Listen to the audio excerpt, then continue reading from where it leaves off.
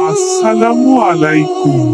আপনি কি কখনো রাতের আকাশের দিকে তাকিয়ে ভেবেছেন, এই বিশাল মহাবিশ্বের শেষ কোথায়?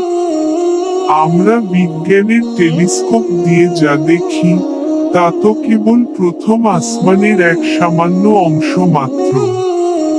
তাহলে বাকি 6টি আসমান কেমন? সেখানে কি আছে? আজ আমরা পাড়ি দেব এক রহস্যময় সফরে, 7 আসমানের বর্ণনায়।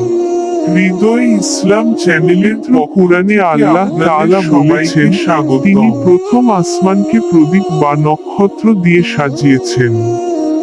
বিজ্ঞান আজ কোটি কোটি গ্যালাক্সি খুঁজে পাচ্ছে, যা মূলত এই প্রথম আসমানেরই সৌন্দর্য মাত্র।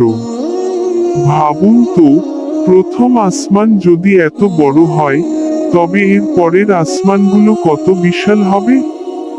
হাদিস অনুযায়ী, প্রথম আসমানটি দ্বিতীয় আসমানের তুলনায় বিশাল, এক মরুভূমিতে পড়ে থাকা একটি ছোট আংটির মতো। রাসূলুল্লাহ সাল্লাল্লাহু আলাইহি ওয়াসাল্লাম মিরাজের রাতে যখন 7 আসমান পাড়ি দিচ্ছিলেন, তিনি প্রতি আসমানে মহান নবীদের সাথে সাক্ষাৎ করেছিলেন।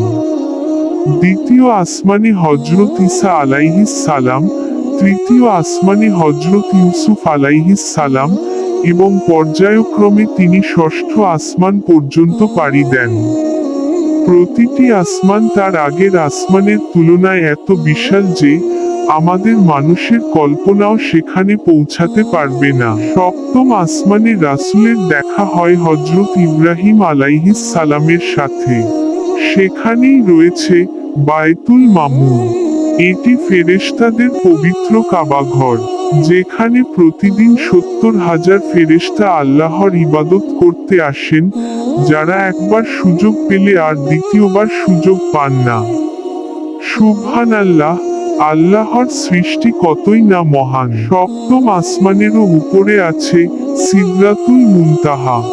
এটি একটি বিশাল সীমানা বৃক্ষ, যেখানে সৃষ্টির সমস্ত জ্ঞান শেষ হয়ে যায়। এরপরেই শুরু মহান আল্লাহর আরশে আজিমের সীমানা। আল্লাহু আকবার। এই বিশাল সাম্রাজ্যের মালিক আল্লাহ আমাদের প্রতিটা ডাক শোনেন, আমাদের প্রতিটা চোখের পানি দেখেন।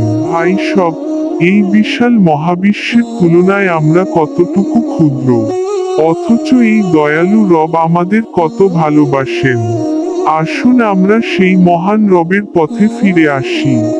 ভিডিওটি ভালো লাগলে শেয়ার করে দিনের দাওয়াত ছড়িয়ে দিন, এবং হৃদয় ইসলাম চ্যানেলের সাথেই থাকুন এবং সাবস্ক্রাইব করে পাশে থাকা বেল আইকনটি প্রেস করুন। এরকম ভালো ভালো ভিডিও পেতে আমাদের সঙ্গে থাকুন। ভিডিওটি ভালো লাগলে লাইক করতে ভুলবেন না বন্ধুরা।